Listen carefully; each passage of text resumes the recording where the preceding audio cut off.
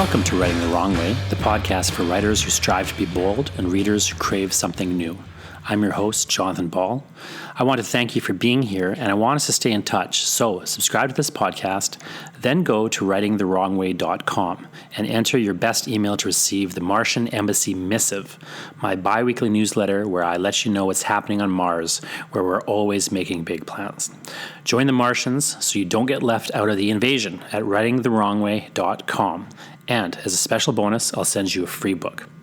Speaking of books, my new book is called The National Gallery, and it contains sonnets about Leatherface from the Texas Chainsaw Massacre, elegies lamenting the death of my iPhone, and other strange missives from yours truly, the Poet Laureate of Hell. Visit thenationalgallery.ca to order your signed copy. That's thenationalgallery.ca. This is part 2 of my interview with Matt Joudrey from @Bay Press, and if you go to jonathanball.com/@Bay, that's jonathanball.com/ATBAY. You can, get a hold of the first episode, or, of course, subscribe and just, cycle back and get it. But jonathanball.com/@Bay has both episodes. So enjoy. There's also, by the way, a link to an article that Matt wrote about how his novel Phenonymous was published in Braille. So take a look at that. And so on. Enjoy the interview with @Bay Press. Now, Matt Joudrey is also @Bay Press, or what is your precise title at @Bay Press? Yeah, what? I'd like to know that myself. Do you have it? Are you the president? Yeah, I mean, COO. Let's just say I signed the emails as publisher at Bay Press. Publisher of @Bay Press. Yeah, and my wife is co-publisher, and she is also managing editor. So did you both start the press together? Yes, we did. Yeah. So when you first started the press together, you said you started in Toronto. Yeah. And then you moved to Winnipeg. So what was the impetus to actually? I want to know. Well, you talked a bit about the impetus to starting the press. Having to, just feeling like there was this untapped resource of talent and wanting to kind of participate in that. Bring some great work to light. What were like but what's the moment? To me, like a lot of people feel that way. Yeah, sure they do. Right, and they don't necessarily go start a press. Like, what's the right? Like, when did you start?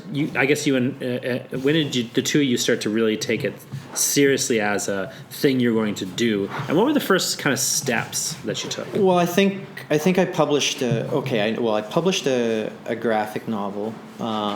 Actually, a comic book series. That was the first thing I did, and I created the press just so that it had, some sort of colophon to, go under. And when I produced this, I started doing, conventions to get out there and try to promote the work and sell it so that people could read it. And yeah, I remember meeting you years ago. You probably remember it because I barely remember it. But I remember meeting you years and years and years ago and buying a book off you at a Winnipeg comic convention. Oh, that's great. It was like a black and white book. It had a patchwork kind of cover. That was a novel, Violence and Cliché. Yes. Yeah, that's one of my faves too. So I forget when that came out precisely, but I met you very briefly when you put that out. Yeah, that would have been like 2000. But at a convention. So you started that way. You started to sort of build a bit of an audience going to conventions. Yeah, I started to build a bit of an audience going to conventions, and then, like I said, I started meeting really talented people, and thinking to myself, like, I would totally publish this. Like, I would totally, like, because I just did it for my own work. I would totally do that for somebody else's work. What does it take to do that? And then, my wife and I sat down and we said, okay, what's the best way that we could lose all of our money, have, an insurmountable amount of stress, lose all of our nights of sleep, and put out some really beautiful work, right? And that's what publishing is. It's horrible. My favorite joke about publishing is this. You might have heard this before. My favorite joke about publishing is, how do you end up with $1 million in publishing? Yeah. How? Start with $2 million. It's true. It's terrifying, and also too, just working with the eccentric characters over the years has been both, so much fun, but also just so much stress too, right? So you started just very modestly thinking of doing some self-publishing projects, and then you started to look around you and see other people you wanted to publish. It's interesting to me because I started the Chapbook Press years ago, which I love, by the way. Mm-hmm. I love chapbooks. That's always something that we've kept alive with regards to our press. Is we do a whole bunch of handmade work that doesn't hit the trade shelves. And if people don't know what a chapbook is, it's just a book that's under 49 pages. It's not legally considered a book, and would be considered a chapbook. But there's a whole, industry or like less of an industry, but there's a whole collector base of readership. Just and they're very collectible. Usually, they're very limited run. Typically, they're often somewhere between again, anything that's under 49 pages is technically a chapbook, but often they're 10, 20 pages, sometimes less. Exactly. And hand stapled or otherwise. Sometimes very ornate and put together. Yeah, some of our stuff is very ornate. We use all handmade papers. We cut, stitch. It's fully bound by hand. It's printed at the Abbey Press studio. But a lot of other places will just do very small things. When I was doing it, I was doing just papers. I was actually doing much more high quality chapbooks than many people. But I still was just folding pages and stapling them. Yep. With a cardstock cover and a design printed on it and so on. Yeah. But I, like you, I did it first myself. I took a class with Dennis Cooley, and one of our assignments was to make a chapbook. And then, Dennis Cooley, you're going to publish one of his books. We're going to publish The Muse Sings by Dennis Cooley, and it's on its way to print. But his assignment he made us do was make a chapbook. So I made a bunch for the class and whatever. Yeah. That was what the assignment was. And then because I had already figured out how to do it, I thought, well, I'll just make another one now. Yeah. And I very quickly moved away from publishing just my own. I did some of my own work, but I very quickly moved into publishing my classmates and other people around me. But isn't that a thing, though? Mm-hmm. Because I feel like if you love to create, it's not. It's at least for me. I can only speak for myself, but I love to create things, and so it's not just about what I like my own work that I want to create. It's other people's work too, because I see the value in it. I see the heart and soul in it. I see the cliche, the blood, sweat, and tears. So and I'm a collector at heart, so I think to myself, nobody's going to make that, so I can't collect it. So if I go make it, I can go get this author to now sign 15 copies of it, and we get to keep one at the studio. I think it's an interesting impulse, but I feel it too. I've done a number of publishing projects, and I've got more publishing projects, in mind going forward, but I don't see it as a thing that is necessarily common to people. What I see more commonly, at least these days, especially when POD technology has really come down, what I see is a lot of people are doing self-publishing now, but they don't necessarily have the interest, but they're doing it because they think the margins are higher, which they are, but they're doing it usually they're just publishing themselves. I don't think there's anything wrong with that necessarily. I would even say I hate POD. I'd even say it's probably a fine way to do things. Yeah. And I don't think I don't look down on self-publish or anything. I don't look down on self-publishing at all. I just think POD. It is. Yeah, I just think that it's it's a different impulse than the impulse to want to kind of build a community around or you're publishing Chris Macalino, a book by Chris Macalino soon, and that's a guy that I've known for a long time, and who I remember I've seen manuscripts that he's done and not published, and so there's people like that for whatever reason they just and I've done the same thing. You write a book and you don't necessarily publish every book you write, but they don't necessarily have a clear connection to or even just a clear interest in publishing, except on their own terms. Okay, so Chris Macalino, what would you say if I asked you, to describe Chris Macalino, not his writing, just him as a person, like what would you say? What would be the first few words? You know, he's a very mild-mannered guy. Thank you, and that's exactly how I would describe him: quiet, mild-mannered. Mild-mannered, very thoughtful. Very thoughtful. You know, very deliberate. Yes, but not necessarily interested in like putting his name everywhere. Exactly. So you've got these authors who are really great at promoting themselves, right? They're fantastic promoters, and they have talent too. Mm-hmm. And then you've got these authors who have this exceptional talent who are horrible at promoting themselves. And I shouldn't use horrible's a tough word. They're just, it's not in their nature to be that way. What they want to do, yeah. Right? Like not in their nature, yeah. It's not in their nature. They're a quiet, reserved person. There's nothing wrong with that. And as a publisher these days, publishers want people who have 10,000 Twitter followers, who have an Instagram presence, who talk all the time, who are not afraid to go on television and on the air and on, any type of media outlet. But, I just had a poet that we published out in Wasaga Beach. She's in her 70s, and she is a quiet, reserved person, a lovely person, Mary Barnes. We published her book called What Fox Knew. It's gorgeous. It's her first collection of poetry. And I feel like a lot of these people get overlooked because they're not marketable. And that's a publisher cop-out. That's a publisher excuse. You have to be able to find a way to market the work itself, the value of the words that are being written, not the author as much. Do you see yourself so you consider At Bay to be a boutique publisher in that sense, that you're more interested in doing like smaller runs with a focus on focusing on marketing the work rather than the authors? You don't necessarily need to I love to be able to market an author. I love to be able, don't get me wrong, I've got to pay bills, so I want that. And I would never balk at a bestseller. That would be fantastic too. And we do publish those types of books as well, right? Like we publish books that we know are going to hit the trade and be a little bit more accessible. But that's never been the primary focus. The focus is on putting out, like you said, well-designed, beautiful books that are well-written and meant to be well-read.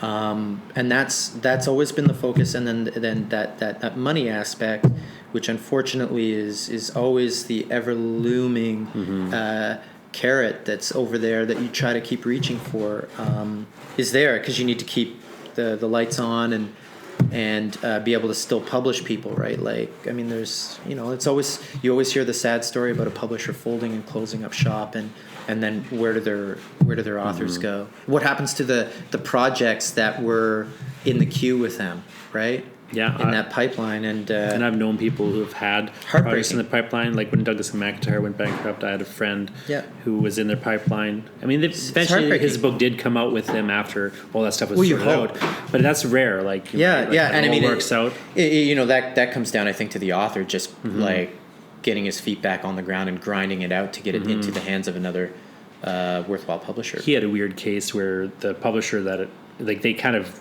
were bought and revived, and then they just kept on with their normal publishing program, which is almost never the case. Yeah. That usually that stuff gets lost in the shuffle, right? Yeah. But what was the sort of so when you decided to kind of take, I'm not just going to be publishing my own work, I'm going to look at publishing other people, right, and take this, what was the sort of the next things that you did to kind of really grow? Well, I think the next thing is really connecting with the publishing community. And that's other publishers, rolling up your sleeves and becoming a part of that community, and really just keeping your ears open, like listening, I think is a huge thing, because there are publishers that have been in the game for a really long time who've been through all the trials and tribulations of doing this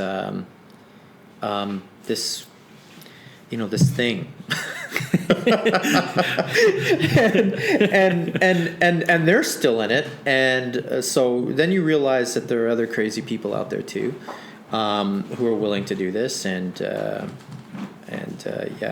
Do you find other publishers are pretty accessible and like cooperative in that sense, or like you don't find it to be a Well, I can competitive say, industry? Or? yeah, sure. I mean, there's a healthy competition always. I mean, I see books that come out from local Winnipeg publishers here, U of M Press, and ARP Books, and the list goes on. And I see these books, and I'm like, oh man, these are.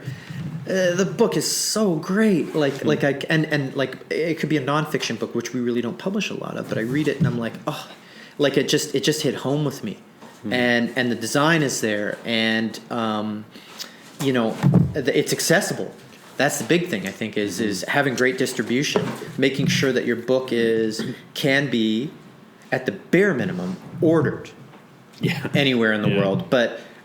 Ordering books is not enough. They need to be on the shelves. People need to be able to see them, and then it's the fight for shelf space.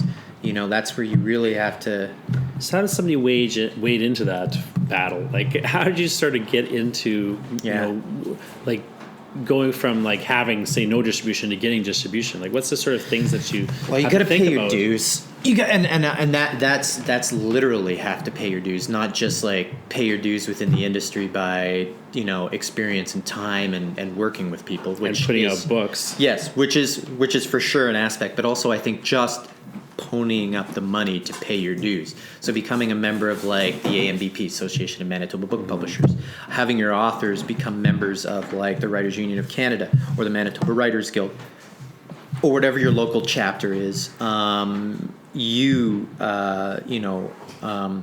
Becoming a member of the Association of Canadian Publishers, or the list goes on and on. But where you and us, like being a member of the Canadian Bookbinders and Book Artists Guild, the Fine Press Book Association, like we're members of all these different things, and we pay those annual dues. And what that gets you is information. It gets you information, and that information is invaluable. And then what you do with that information is entirely up to you. So you learn about who the good distributors are. You learn who the sales force people are who really do know how to sell books. You learn who agents are. You learn who the best bookstores are in Canada, the United States, and abroad. And then who to talk to there. And sometimes it's just a matter of getting in the car with your buddy and driving down to Minneapolis and saying, I'm going to go to 30 bookstores. And I'm going to talk to them and, drop off our catalog, have some samples of books, and say, look, this is coming out. We'd really like to see an order from you. And that's the job of the sales force to do that as well. But I think it really speaks to, building a relationship with bookstores that otherwise have never been reached out to. And then you see an order come through from them. And I think that's great. So it seems like what you're saying in some ways is that a lot of the hard work or the job of the publisher is being part of a community, and not like losing the connection to why you were doing it in the first place, which is to be part of this community and help the community. But support the community Support too. the community. You have to go out to I love book launches, and I go out to, I would say 95% of the book launches I go to are not our authors. I go to other people's book launches because I want to know what they're writing.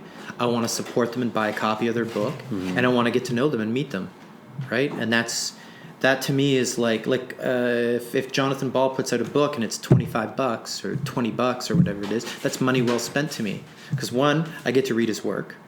Two, I get to meet him. Plus, who knows how many other people from the industry are at the launch.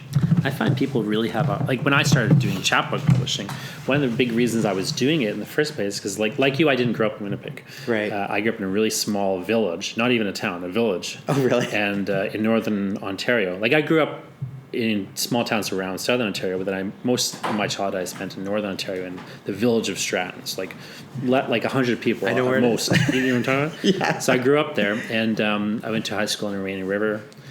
Which is like a town of 1,000 people, if you include the gravestones. Do you know what I mean? Yeah. And so one of the reasons when I came here, I had never met a writer before, right? I wanted to be a writer. So coming to Winnipeg predates your writing career? Well, I mean, depends when you count it starting. But before I started publishing, yes. So I was writing, of course, but I was very serious about it. But I didn't start publishing until after my first publication professionally was in CV2. After having gone to Untold events and so on. But I started publishing these chapbooks and stuff. One reason I started doing it was I just wanted to support this community and be part of this group. But a big reason of it is I just wanted to meet people. Yeah. And I thought it was like less weird to like introduce myself to somebody if I was like, offering to help them in some way. Yeah, do you know what I mean? Like, absolutely. And it just was like an in for me. Like, it's like, hey, I'd love to see some, of your stuff. Like, I really liked your reading. I'd like to see some of your work. I'm doing this, I do these chapbooks, whatever. Plus, I was doing my own chapbook, so I could like hand them something. I could give a person something. Right. Like, I wasn't really trying to sell them. I was just giving them away. Like, I had like 300 of them, and I was just giving them to people. You want your work to be read. Yeah, Clive Barker has one. Oh, that's great. So like, it was just for me about like getting things out there, and even I didn't have the idea that it was going to like help me so much as like it just would be a way I could get into the community and like meet people and just like make friends or whatever. Yes. Because I didn't know people having moved here, right? But that's part of it. Is just going back to being that transplant is. You've got to survive in a new world. I think that's one thing that people like lose in the digital age, in a sense. Like when they start doing like these publishing projects, especially, is they're trying to do it all online, right? And I think like there's obviously value to doing things online, and For like sure. It's you can like you can never leave your home and like publish a book and sell the book and market it and so on. But I think as you really lose the connection in many respects with like who's around you. That's right. Like one reason we're sitting in the Chasing Artwork and GMB Kmichik's studio right now doing some recording while another Matt is roaming around hard. working. Organizing prints for conventions and stuff, and like I come here like I pay these guys to come in here and do work because one, I can get out of the house and my kids aren't going to my kids aren't going to interrupt me, but two, like just so like there's people around. And I think it's valuable, like because I can get like somebody's perspective on something, or even just it's you can meet people because I'm sitting here. I'll meet people. And it's inspirational too. You're around other. It's inspirational. Like I see all their stuff on the walls, and like I just have always felt like it's cool and fun. Like when people are doing things, for sure. And when you're sitting at home and like you're just like working on your own book, like you say, it's a very lonely sort of job to be a writer. It's terrible, and that's fine. But it is like. I feel like at a certain point it's too much, Yeah, it is. And like I like to call books anti-social media, and I think there's like a way in which there's a good side of it and a bad side of it, right? Books, I think, anti-social media. They're anti. Yeah, they're. I think their very nature is contrarian. Like they're meant to go against the grain of all other media. Right, and so the idea I think that most writers I think who want to actually send a message, just sit down and say to themselves, I've got to write about something that's meaningful to me, right? You sit in front of a student and what should I write about? Well, are you a race car driver? No, then why are you writing about being a race car driver? Like, unless you want to do a ton of research. Right? Write about something that you're really great at baseball. So maybe talk about what it means to lose the big game, or you know what I mean. Like these are very loose, arbitrary examples. Yeah, the idea behind it is you start out at least in that green realm of a new writer. Focus on what you know, right? Like write about what you know. What's hurting you. Yeah, I think sometimes people often offer that write what you know advice, and then people will attack the advice. And I feel like what they don't get often is like nobody has ever said like only write what you know. No, but it's like it's a good place to start. It's the place to start. What people will do is they'll discount their own. What I see teaching students especially is they'll discount the knowledge they have, right? Because they think they should have some other knowledge, right? And there's nothing wrong with going towards that, but like I think first like don't discount what you already know, and then as you say like kind of focus on like what is it that you know that another person doesn't, and then building off that, and like Exactly. And then at a certain point, you want to be getting into research and things and learning new things, of course. But have you But ever you don't need to been start in that one spot. Yeah. Like you don't need to discount all the information already available to you. No. Because you think writers should do X. Well, I just think like a teenager. Have you ever been bullied? Okay, you have, obviously. Or whatever. Many have, right? And so what perspective did that offer you, right? Other than the fact that, it sucks, right? Mm-hmm. But did you take this away, like were you able to take this away and actually now have more of an appreciation for the other people around you that were being bullied as well, right? Like, are you now more compassionate to your fellow, people in your school because you've seen, like yourself, you've seen other people be treated like in the worst possible way, right? So now, like, you're able to like, take these facets away and use them for your writing. I love that.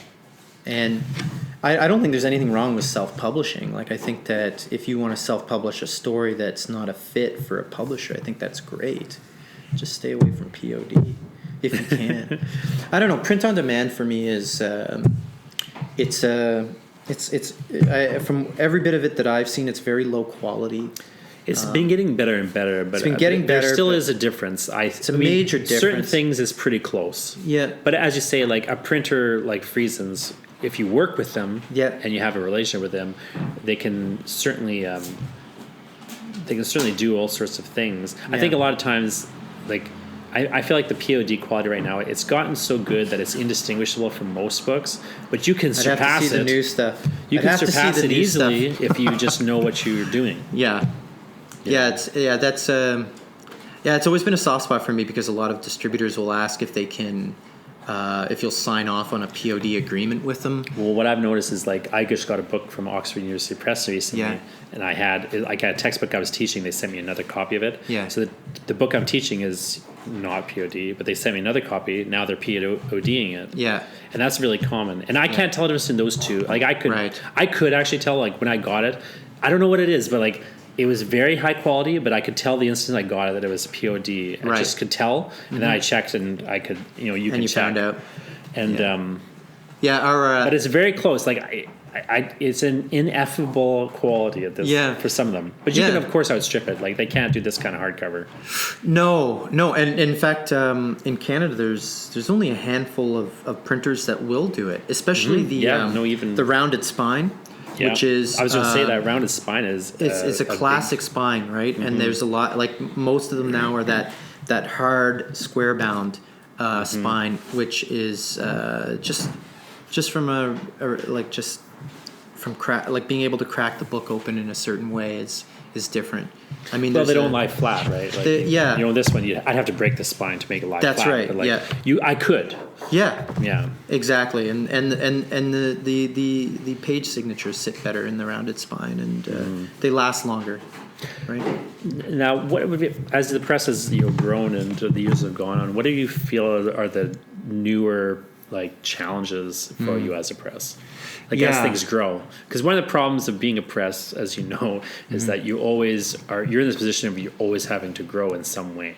Yeah, and it's true. I think that it comes down, like, at least for us, one of the big challenges is catalog. It's like, okay, we produce 5 to 7 titles a year.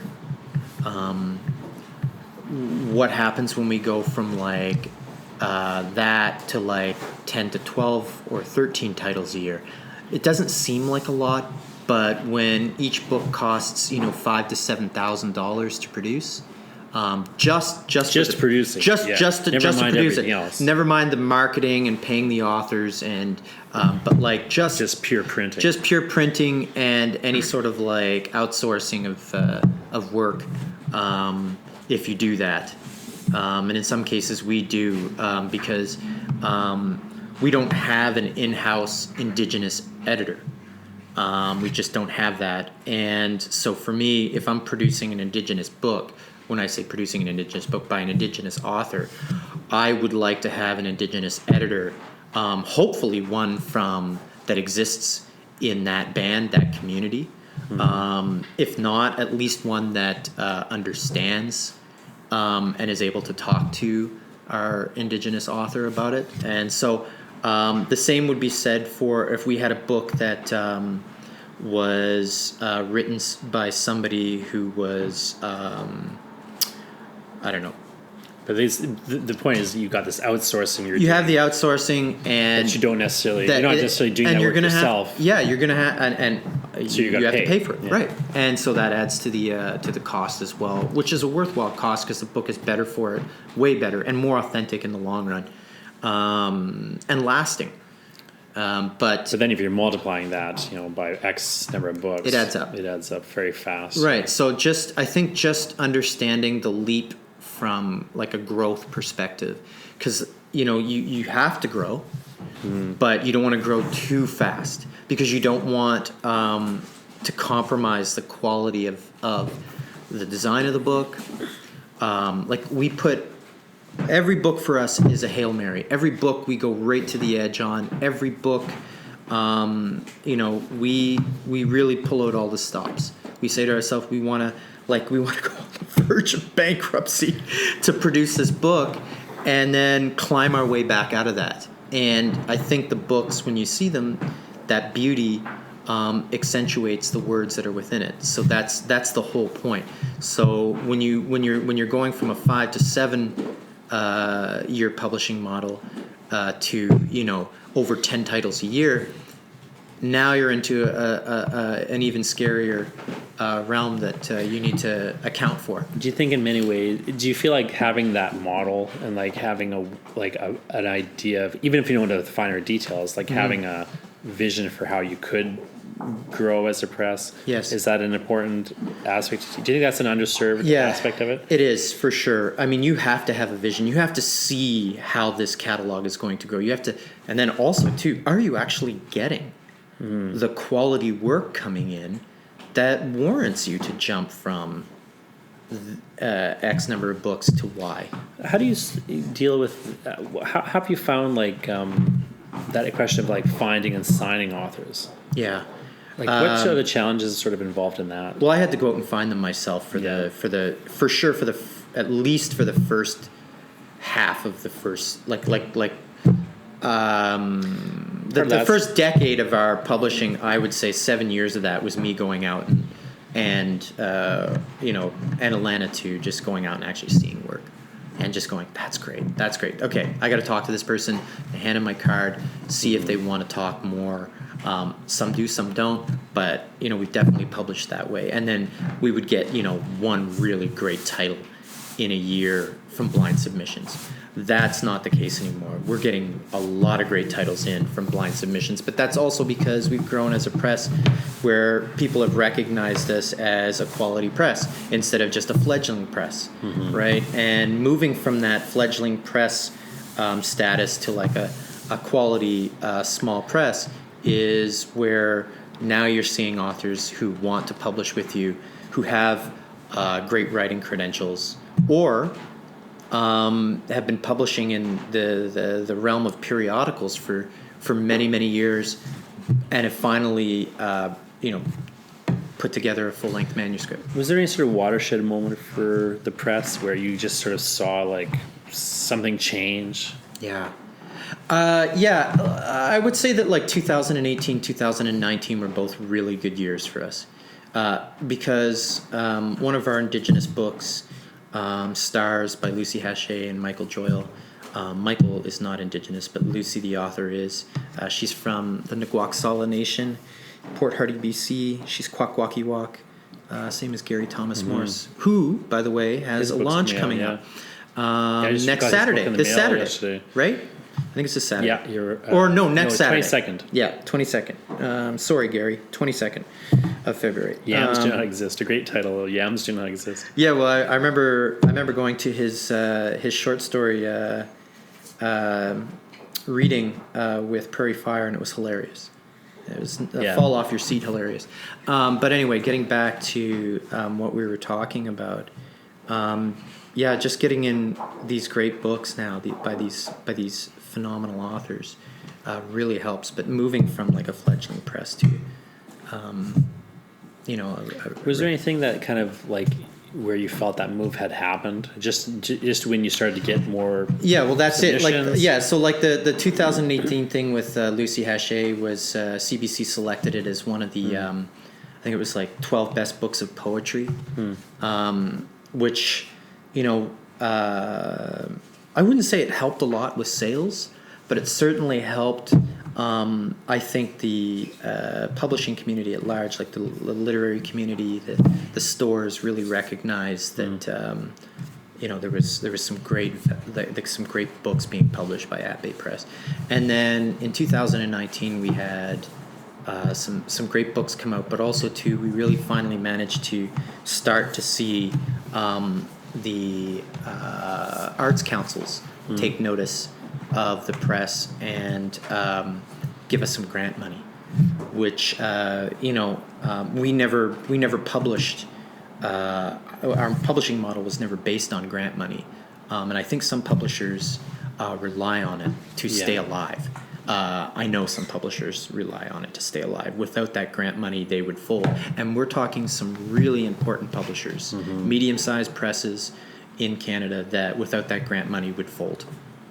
But we've never been that way. What we've done is we've said, okay, if we get grant money, we can make that book just that much better. We can now, market it better, produce a higher quality book, like from a design perspective, like we can add some elements to it that's really going to catch the reader's attention. We can pay the authors a little bit more, right? We can give them a better bonus. We don't do advances because there's a stigma with that where it's like, oh my God, if I don't sell enough books, I'm going to get my advance clawed back against me. And so we just say, the money's yours.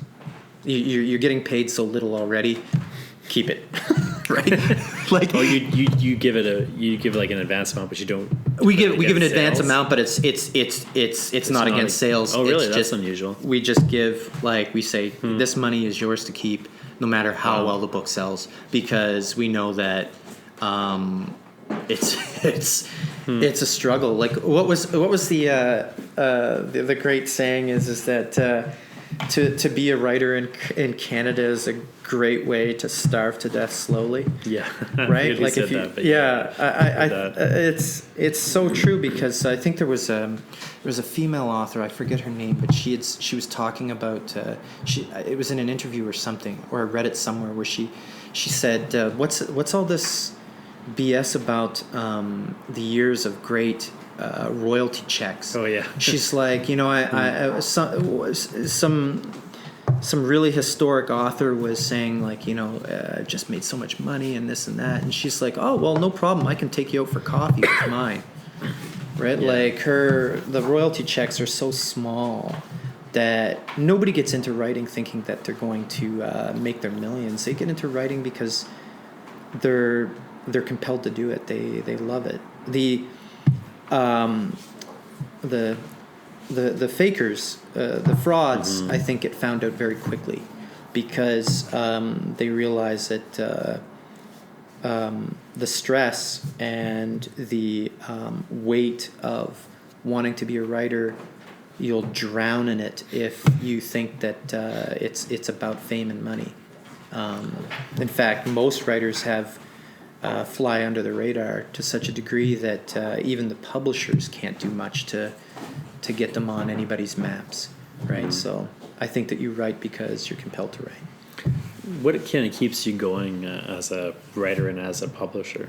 Oh, for sure, it's just that the writers, the writers and the artists, and I think that's just the inherent collector in me, because I love seeing work created and it existing. And so for me, it's like somebody comes to me with a project, and I see the real beauty in it. I'm just blown away. A part of me just says, okay, no matter what happens, I've got to figure out a way to get this book out. And some books don't qualify for grants, and we don't care about that either. Like I've sold off 3 years ago, I sold off the bulk of my comic book collection, which was pretty extensive, to publish a book. And just because I didn't have the resources at that time to actually make a payment on the print job, and there was no arts council that would ever give me a grant for it because it was just so out there, and now that book exists, and it would never exist if it wasn't for that. It's interesting to me, like sometimes the perceptions that writers have about publishers, because they're often very skewed. Like, because I've done, I worked in, I edited a magazine. I have done a bunch of different things on the publishing side, even though I've never, I haven't gone too extensively into publishing in the way that you have, but like. But you've had a taste of the salt on the wound. Yeah, and I'm very, and I always go to visit my, if I'm in Toronto, I'll go to visit my publishers, and I'll go to the Coach House of Books, and I'll hang out there or whatever. Yeah. And it's just interesting, the perception of a place versus, say, what it is. So, Coach House Books such a great thing, though. Like, you went to visit your publisher, Coach House Books, to hang out. Well, I was who says? Out. Who says I work in an insurance company, and I brought Atlanta. So I went there one time, and it was shortly after they had won the Giller, with 15 Dogs. So great book. Andre Alexis. Yeah. So they were. I brought some cookies to the Coach House, and I was hanging out with Atlanta. That's great. And I was just kind of talking, and I was just talking to her for a little bit, on her coffee break, and I remember distinctly. I asked her how many submissions are you getting now? Yeah. And she was like, "Oh my God, it's unbelievable." Yeah, it's unbelievable, yeah. And I can't imagine Coach House and Nancy. They must get publisher. They're probably one of the larger small publishers in the country at this point, but they're still that doesn't mean what people think it means. It doesn't mean they're rolling in cash, because even if a publisher is doing very well, what a lot of writers don't understand is that publishing is a cash flow business. It is a cash flow business. And you can have a bestseller and collapse. Yes, you can. In fact, it kills a lot of publishers to have a bestseller. Well, that happened a number of years ago. 2000 and what was that? 2004 or 5 or whatever, where the Canadian distribution channel collapsed, and half of the publishing industry folded because they were so reliant on that distribution channel, that without it, and that all these books were now just sitting there. Because I think people also don't understand that a book has a shelf life.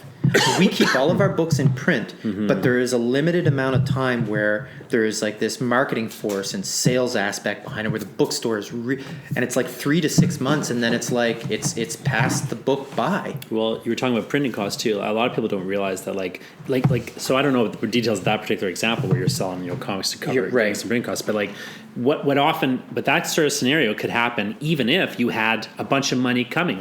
You might have had you could have, in theory, had $50,000 coming to you, but you don't have it. No. And now next week you've got to give somebody $5,000. That's right. That's the kind of weird scenario that you can get into as a publisher. Yep. And people don't, and then multiply that by say 10 books or something, and all of a sudden you can be in these weird scenarios as a publisher where on paper you have all the money to do everything, but in reality you don't have the cash. You don't have it. You don't have the cash. And so now it's well, especially with distributors taking some distributors take 6 months to pay you. Yeah, right? never How mind. do you operate a business off of that, right? And others are we'll hit you with returns right away, and until those sales make up the returns, then you'll start seeing checks. And returns are a mad aspect of the industry as well. It's our returns. We had returns for the last 3 months of, or in 2019, our returns were at 28% or something like that, and that was apparently lower. Yeah, I was going to say that's not even that high, really. Than the industry, and I thought that's still brutal. That's disgusting.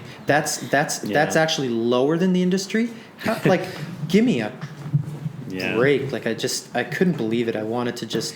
It's a strange industry, and obviously, but given all the frustrations and things, obviously, you're still in it for the love. In it for the love, right? Yeah. I mean, I think you have to be a glutton for punishment. You just, you have to be. You have to have that contrarian streak too. That you're just going to do it no matter what. You're going to do it no matter Despite, what. Yeah, a lot of it is spite. My God, yes, a lot. But of I it mean, Do you think that's like, I feel like in some ways my writing career has been well served by just the idea that I'm just going to do it. Even if everyone thinks it's a bad idea, I'll do it. Yeah. And now I'm going to double down on that. Yeah, I'm going to double down on it. Exactly. Like maybe I'm wrong, but like I'm not just going to lose everything, but I'm going to lose my shirt too. Yeah, no, for I used sure. to, when I was very poor, I remember once distinctly I was down to my last $5. Yeah. And I threw it in the ditch. just to know what it feels like to be broke. Well, yeah, I was just like, I went down to my last $5. I'm like, to F with it. You know? Yeah, I don't even need this $5. Yeah, what good is it to me? I just threw it away, and I was like, I felt like I just like a weight had been that lifted off you. contrarian streak. You know, I think it served me ill sometimes, but I think on a meta level it served. It me is. well. You have to be a bit of a. You have to have a bit of a maverick like nature too. You have to say. That's a better way to put it. Maverick like. Yeah, you do. You have to be able to say like, I'm going to think of ways to beat the system. Mm-hmm. I'm gonna talk to the right people, or I'm gonna twist their arms. I'm gonna fight for it, because I believe in this, right? More so than I have believed in any ridiculous day job working for a corporation who really just thinks about a bottom line. What were our sales for that year? And that's an unsustainable human practice. And for me, I've always believed that, like, you know, it's a very ridiculous romantic notion, but that the arts would save the world. You actually have a great moment in this book. I flagged, just maybe as a kind of coda. I'll just see if I can find it here. Sure. Where you're talking about. While you're looking, I want to tell all of my authors to make sure that they take a page from Jonathan Ball and start bringing me some cookies. Yes, here it is. Art is sacred. This is so. I just want to read this. Sure, life is full of troubles, all kinds of them, and there's not much worth living for these days in Winnipeg, or anywhere else for that matter, except art. Art is sacred, and of all the sacred arts that nobody cares about, which is in fact all of the arts. This tale is about the power of words. I love that sort of thing of the art is sacred, but then immediately followed up with, and of all the sacred arts that nobody cares about. Which they don't, because it's shown like from a society perspective, from a political perspective, nobody gives a shit. I just about like the doubleness arts. of it. Yeah, well, there's it's like that cognitive dissonance of like on one hand you can believe, and then you condescend it 2 seconds later. Yeah, yeah, I know. I think it's beautiful though in a weird way, and I think it like captures that the strange. The theorist Lauren Berlant has a phrase called a cruel optimism, which she defines as when you have a sort of attraction to the thing that's harming you. Yeah. I feel like a writer or a publisher maybe has to have a sort of streak of cruel optimism. Oh, you do. They just, you know what I mean? Like they kind of, and you have to want more. Mm-hmm. You have to want to come back for more all the time. But I think that but you know what? There's also this beautiful thing where you send out that package to the author of their author copies. And I haven't even heard from them yet. It's in the mail, right? The postal service has now got it. It's in their capable hands, and they're going to deliver it to the author or the artist. And I think that for me is like the most exciting aspect, is wondering what it must feel like for them to open it up and tear into it and then crack that cover for the first time of 4 years of their life. You know what I mean? That's really amounted to this small little, almost insignificant physical object.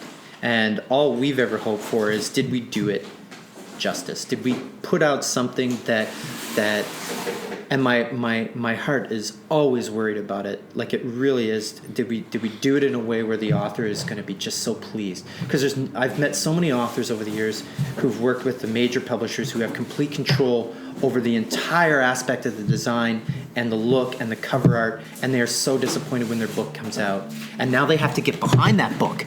They have to go out and support that book that other than their words, which is what they love, the rest of it to them is physically appalling. And for me, that's why every one of our books, as part of our agreement with our authors, is that, do you like what you see?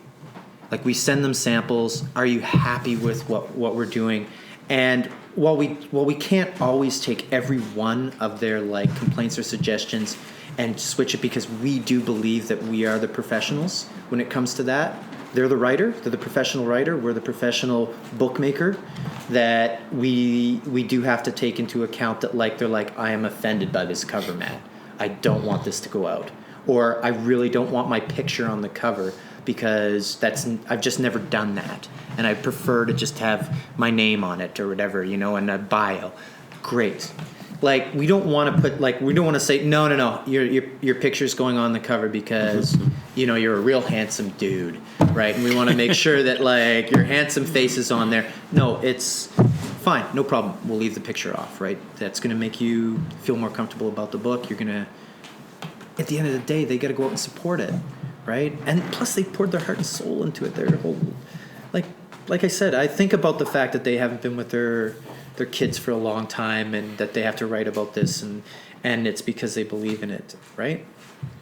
And there has to be a level of ego too, right? Every author has to believe that their work is worthwhile, and that's purely ego, right? You just say, I am able to write something because it matters, and that's a pretty.